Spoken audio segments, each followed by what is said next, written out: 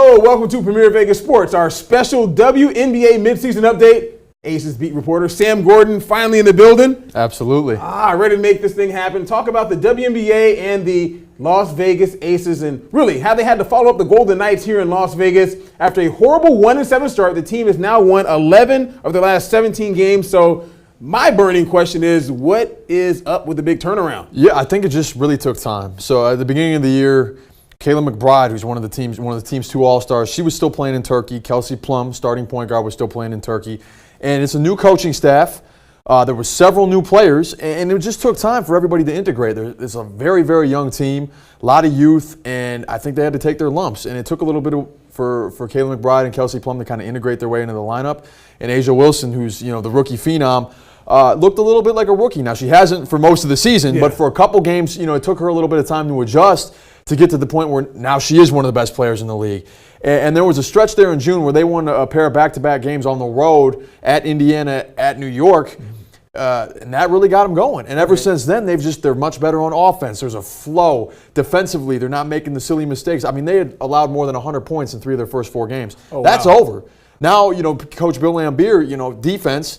His defense is starting to come together, and offensively, they're fluid. The ball moves. They have their 2 alphas with McBride and Wilson, and everybody else is kind of finding their roles around those 2. All right, so they're doing their thing. Bill Laimbeer likes defense? A little bit, just a little bit. That's crazy. So the Aces right now, if you look at the graphics, they're, a game and a half behind the Sun for the 8th and final playoff spot.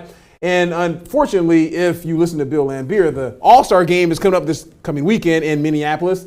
Some guy from Minneapolis that's in here. But, yeah, the All-Star game is coming up because he wishes that the team could continue playing right now. A'ja Wilson, as you said, McBride are both All-Stars. Yeah. Both very deserving. Not bad, huh? Yeah, not bad at all. Now the Aces have won 6 of the last 7, and Laimbeer, I think he wants to keep that momentum going. I mean, he's been pretty clear, it's time off. It's time away where they're not practicing and they get a little bit out of their flow. But at the same time, they've also been pushing so hard to try and even get in the playoff race that I get the sense there's a little bit of mental fatigue that for the players who aren't, for everybody else except McBride and Wilson who aren't All-Stars, it's a time to recharge, rest a little bit, and make this last push because they still have their work cut out for them. Now, Connecticut's, they've been up and down, but they won the other day. They're winning, and they're going to be tough to track down. There's a key matchup there at the beginning of August where those 2 will play, where that could be a deciding game here. That's good. But, it's the All-Star break is here. McBride and Wilson are undoubtedly 2 of the best players in the WNBA. Yeah. And it's kind of unbelievable that at one point this was one of the worst teams in the WNBA, and now over the last month and a half they're playing like one of the best. I kind of mentioned it. I mean, the fact that they had to follow what the Vegas Golden Knights did in their inaugural season here in Las Vegas. The Aces, they come right up afterwards. They start 1-7. It was kind of tough for them. Do you think they felt a little bit of the pressure of maybe following the Golden Knights here in this city and trying to get fan support and everything else? Yeah, I think a little bit, especially because some of the first home games were going on right in the middle of the Western Conference Finals.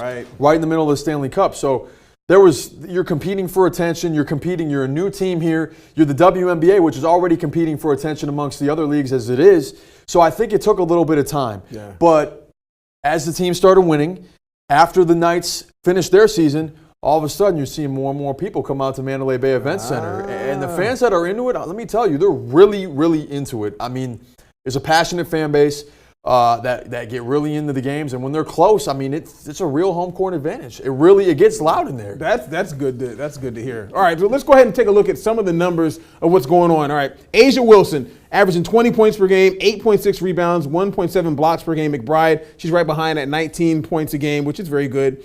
That's not too bad. Not at all.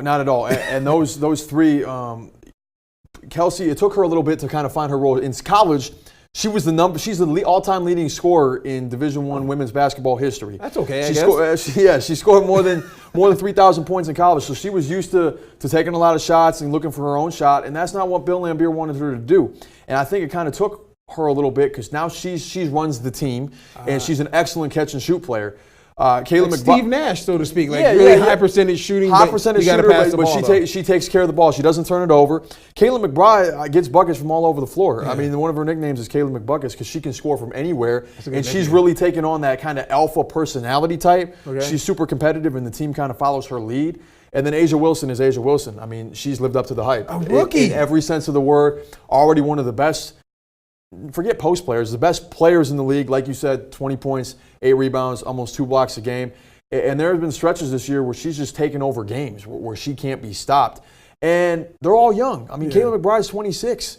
Asia Wilson's 21. Kelsey Plum is 23. Wow. I mean, this is a young core. And then you throw in Mariah Jefferson, you throw in Nia Coffey, you throw in Jisoo Park, who's a 19-year-old rookie that gets a little bit of playing time. And I could go on and on. There's a lot of youth here. Yeah. And I think that's what Lambeer is super excited about, is that it's a young team. They're having some success now.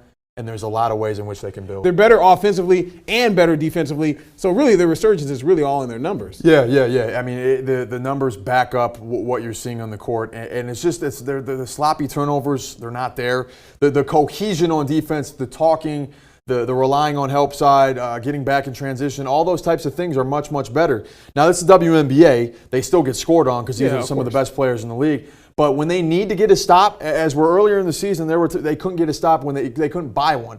But in some of these close games, when they absolutely need to stop, they can get them now. And in turn, they can score on the offensive end out of those stops. So it's really, I mean, it's not even the same team. You can't even recognize what they were looking like at the beginning of the year. That's how much improvement they made. It's like night and day. Absolutely. All right, so let's go ahead and go a little TMZ stuff. Let's talk fashion. This guy looks sharp, obviously. Appreciate that. A little pop culture stuff.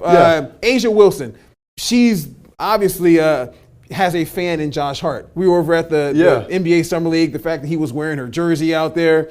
Dame Lillard was spotted over at the Aces game. It's pretty cool, the fact that they're getting they were getting a lot of support from the NBA players. I guess my question to you is, what do you think they need to do, or the word that needs to get out in order to get more fans over there to watch them play? I think as they continue to win, and as fans, I also think it's, like I said before, kind of a word of mouth thing. You go to a game and the energy, I mean, I'm trying not to talk in hyperbole here, but the energy is electric in there, especially when it's close. I mean, there's a palpable home court advantage, and it's fun. It's MGM, right? They know a thing or two about entertainment, it's an entertainment experience. Yeah. I mean, the Blue Man Group was just the halftime. They just performed at the halftime show. Okay. And MGM's doing things to work in a little bit of taste of Las Vegas outside of sports. That's implemented within the game day experience. Somewhat similar to what they were doing with the Golden Knights. Yeah, definitely. And it's going to take time, but I feel like this is one of the 2 pro sports franchises in town, because the Raiders aren't here yet in terms of the major leagues.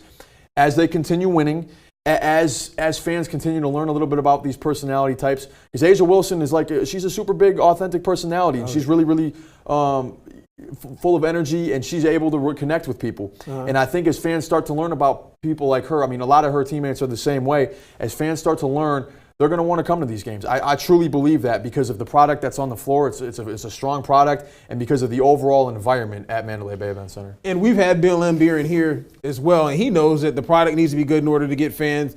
And he's all about trying to put a good product on the court. So we'll see what happens. We know that this guy is a very good product to have here in studio. It's about time that my guy Sam Gordon, the beat reporter for the Las Vegas Aces, finally in here, talk a little bit of Vegas Premier Sports, our WNBA update. Thank you for having me. My man. All right. We'll see you guys next time.